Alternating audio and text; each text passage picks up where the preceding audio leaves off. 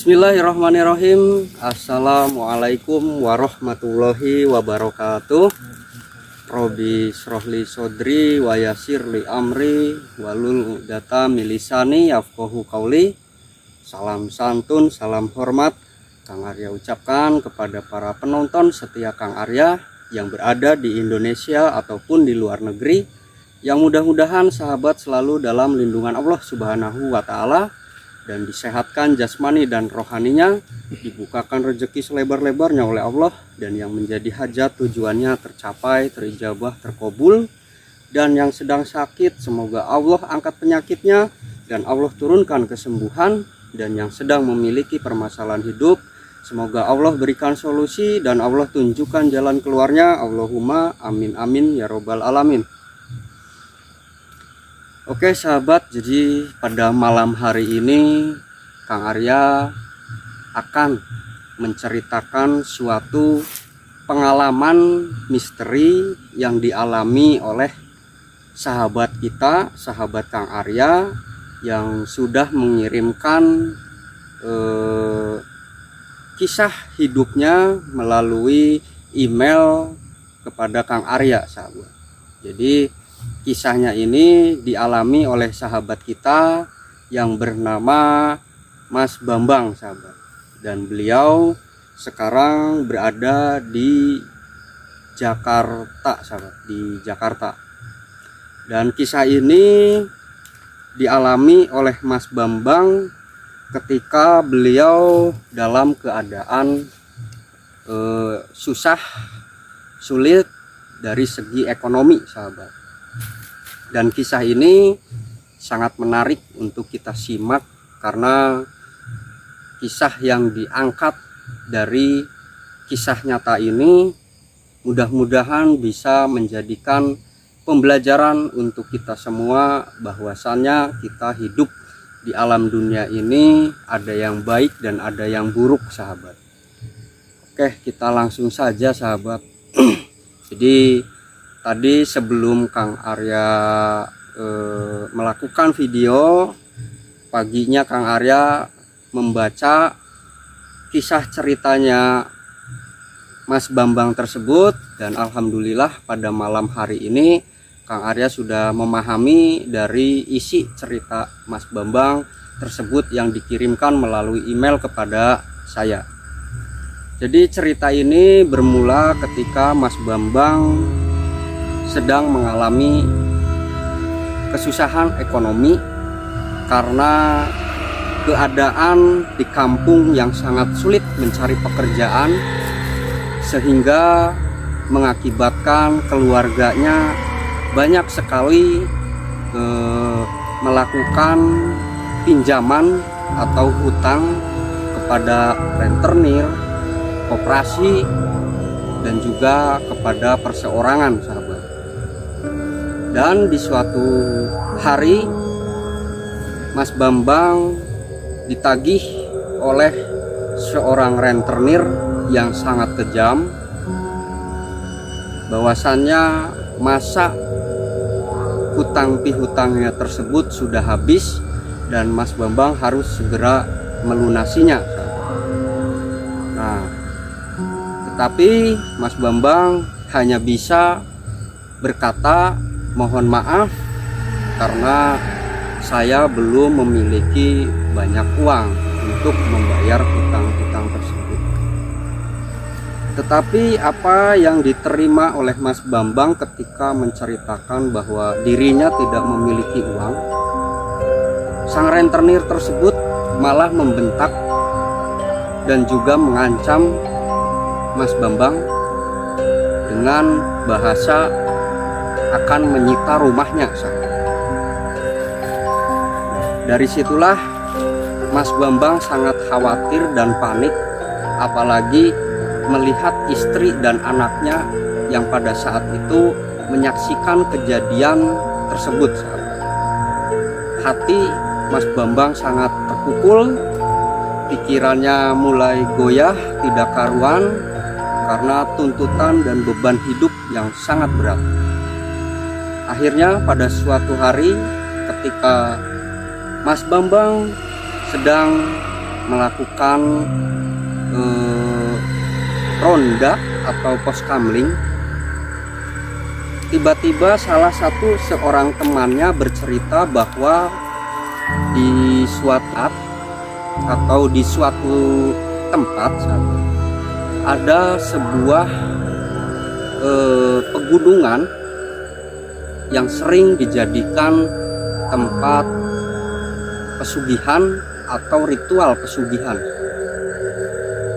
Nah, dari segelintir cerita yang diceritakan oleh teman Mas Bambang tersebut, hati dan pikiran Mas Bambang terperanjat lalu terpengaruh oleh cerita tersebut, yang akhirnya Mas Bambang menanyakan langsung kepada temannya tersebut untuk menanyakan lokasi dan tempat ritual pesugihan tersebut berada. Akhirnya teman dari Mas Bambang tersebut bercerita bahwa tempat pesugihan tersebut berada di Gunung Kawi, sahabat. Kita tahu bahwa Gunung Kawi memang banyak sekali yang menceritakan bahwa Gunung Kawi tersebut adalah tempat untuk mencari kekayaan dengan instan, sahabat. Jadi Mas Bambang menanyakan langsung kepada temannya. Singkat cerita, dari setelah kejadian ronda atau pos kamling tersebut, esoknya Mas Bambang pulang ke rumah, dan di rumah Mas Bambang teringat oleh pembicaraan semalam dengan temannya yang menceritakan bahwa di Gunung Kawi ada tempat ritual kekayaan. Sambil termenung, Mas Bambang menghirup kopi di cangkir dan rokok terjepit di tangannya, sambil melamun memikirkan hidup. Mas Bambang pikiran tertuju kepada Gunung Kawi tersebut, dan hatinya tergerak ingin pergi ke sana, sahabat. Setelah Mas Bambang memikirkan, dibolak-balik pikirannya baik buruknya, ternyata Mas Bambang terpengaruh untuk masuk, untuk terjun ke dalam hal-hal ritual pesugihan Gunung Kawi. Lalu setelah memikirkan tersebut, Mas Bambang mulai mencari modal atau perbekalan untuk menuju ke lokasi tersebut, sahabat. Karena perlu diketahui, rumah dari Mas Bambang dengan tempat Gunung Kawi tersebut jaraknya sangat jauh, sahabat. Bahkan bisa mencapai 1 hari 1 malam. Otomatis Mas Bambang harus memerlukan biaya untuk pergi ke lokasi tersebut. Akhirnya Mas Bambang bercerita kepada istrinya bahwa Mas Bambang izin untuk pergi mencari pekerjaan, sahabat. Jadi Mas Bambang bercerita untuk pergi mencari suatu pekerjaan, dan oleh istrinya ternyata disetujui bahwa Mas Bambang dibolehkan untuk bekerja di kota, sahabat.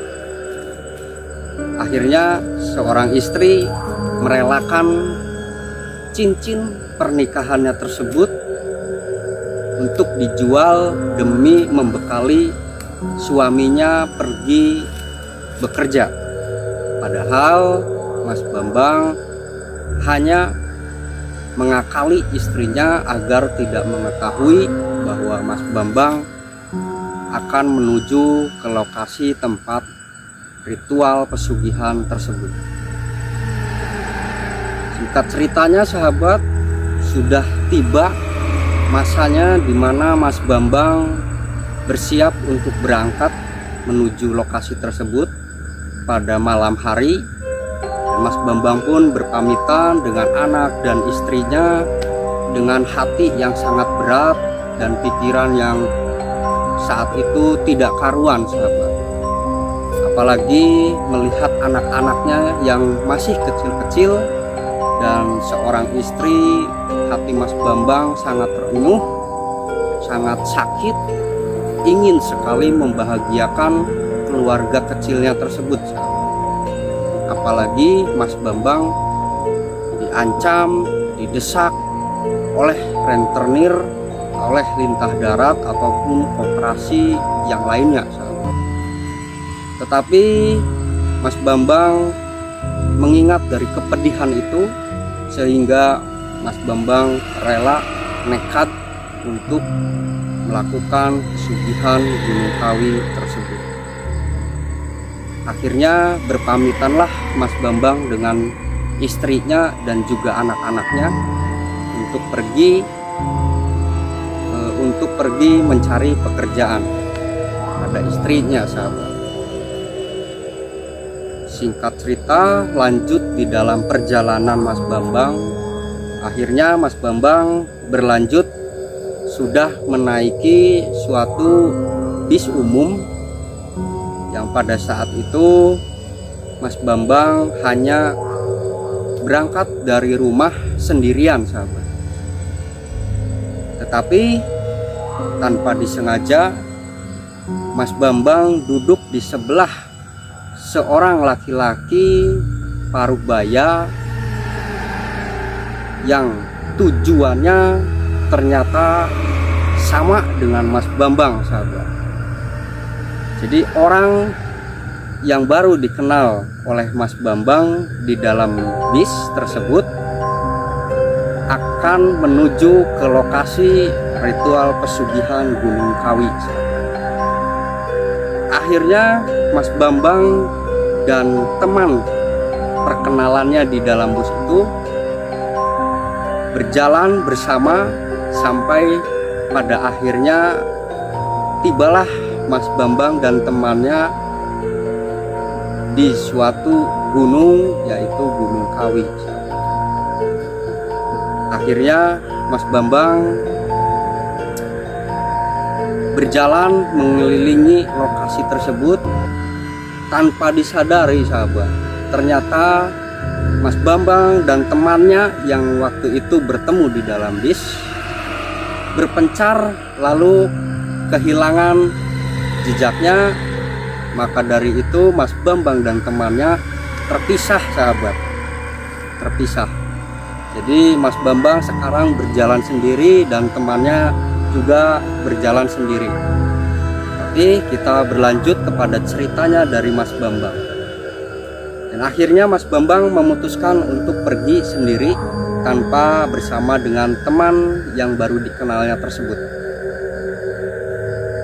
Mas Bambang ketika menelusuri tempat ritual tersebut, tiba-tiba mata pandangan Mas Bambang tertuju kepada satu jalan setapak yang menuju ke arah suatu perbukitan. Jadi jalannya itu nanjak, jalannya seperti nanjak seperti ini sahabat. Akhirnya Mas Bambang mengikuti alur dari hatinya tersebut untuk mengikuti jalan setapak tersebut. Setelah melakukan perjalanan tersebut, tibalah sampai saatnya Mas Bambang di suatu bukit yang begitu lebat dengan pepohonan dan juga banyak sekali hewan-hewan yang masih buas sahabat. Seperti contoh, di dalam perjalanan Mas Bambang hampir saja diseruduk oleh seekor kawanan babi sahabat. Tetapi Mas Bambang masih bisa menyelamatkan diri dan sampai akhirnya sampailah Mas Bambang di atas bukit tersebut. Setibanya di atas bukit tersebut, Mas Bambang kebingungan melihat kanan, kiri, depan, belakang, tidak ada satu orang pun yang berada di situ. Lalu Mas Bambang duduk termenung di bawah pohon yang begitu rimbun sahabat, sambil memikirkan nasib yang begitu pahit.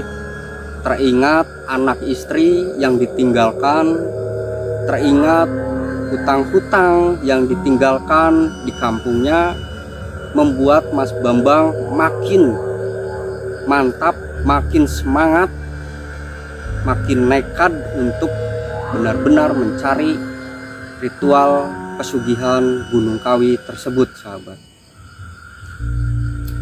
Singkat cerita, Mas Bambang di dalam peristirahatannya tersebut, Mas Bambang tertidur.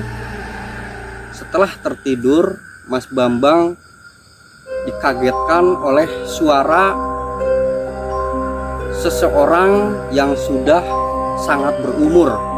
Jadi boleh dikatakan seorang kakek-kakek sahabat.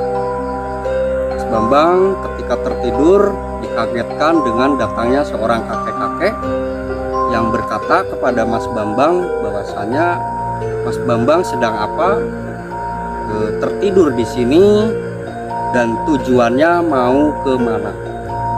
Akhirnya Mas Bambang mengucapkan atau menjawab pertanyaan si kakek tersebut dengan bahasa Mas Bambang, yaitu satu, ingin melakukan ritual pesugihan.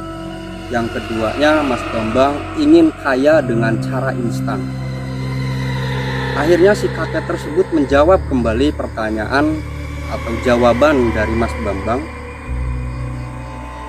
bahwasannya jika kamu sudah benar-benar siap dan kamu sudah benar-benar siap menanggung resikonya, saya akan menunjukkan di mana tempat yang dijadikan sebagai ritual pesugihan. Akhirnya Mas Bambang mengiyakan kakek tersebut dan memohon pertolongan kepada kakek tersebut agar apa yang diinginkan oleh Mas Bambang tercapai. Akhirnya sang kakek berkata kepada Mas Bambang bahwa kamu harus turun dari bukit sini menuju ke telaga yang berada di bawah sana, dan kamu mensucikan dirimu dengan mandi di telaga tersebut, dan kamu bertapalah di atas batu yang ditunjukkan oleh si kakek tersebut sahabat. Akhirnya Mas Bambang pun langsung turun menuju telaga tersebut yang berada di bawah, dan berpamitan dengan kakek tersebut. Ketika beberapa langkah Mas Bambang turun, Mas Bambang menengok ke belakang. Ternyata sang kakek sudah tidak ada dan menghilang sahabat. Disitulah Mas Bambang merasa takut dan juga merasa seperti kebingungan sahabat, karena si kakek hilang begitu saja tanpa jejak sahabat. Tetapi dari kejadian tersebut, Mas Bambang makin percaya bahwa segala keinginannya akan tercapai di tempat itu sahabat. Berlanjut dengan cerita, Mas Bambang sampai di bawah telaga dan melakukan mandi, membersihkan badan. Setelah membersihkan badan, Mas Bambang pun bertapa di suatu batu yang sangat besar, dan sekelilingnya itu dikelilingi oleh tebing-tebing yang sangat tinggi, sahabat. Mas Bambang berada di tengah-tengah antara tebing-tebing tersebut. Pada saat itu Mas Bambang teringat sekali waktu jam itu menunjukkan pukul 6 sore, sahabat. Ketika awal Mas Bambang melakukan tapa atau bersemedi atau melakukan ritual itu tepat pada jam 6 sore, sahabat. Mas Bambang bertapa di atas batu dan hanya bertapa saja di situ karena sesuai dengan petunjuk si kakek misterius tersebut, hanya disarankan untuk bertapa di atas batu tanpa ada bacaan ataupun rapalan ataupun mantra yang dibacakan. Sesampainya lanjut ceritanya, Mas Bambang pun akhirnya duduk bersila di batu tersebut. Hari, jam, waktu berjalan hingga akhirnya menuju pada waktu jam 12 malam, karena pada saat itu Mas Bambang membawa suatu jam yang terpasang di tangannya. Pada jam 12 malam tersebut, hawa dingin pegunungan mulai terasa dan suara-suara hewan-hewan liar mulai terdengar. Secara tiba-tiba datanglah angin yang begitu kencang menerpa tubuh Mas Bambang hingga Mas Bambang terjatuh dari batu tersebut. Jadi Mas Bambang jatuh terguling-guling, sahabat, karena begitu kencangnya hembusan angin yang menerpa tubuh Mas Bambang. Kejadian itu telah berlalu dan Mas Bambang pun akhirnya terbangun lagi dan melakukan tapa. Setelah melakukan tapa tersebut, di hari pertama Mas Bambang pun dengan keadaan yang masih selamat berhasil melewati malam pertama dengan diterpaknya badan Mas Bambang oleh angin yang begitu besar. Kita lanjutkan kembali, sahabat, di malam yang kedua. Mas Bambang melakukan pertapaannya kembali dengan memfokuskan pikiran dan hati bahwa dia ingin kaya dengan cara instan. Berlanjut, lebih singkatnya lagi, sahabat, pada pukul 1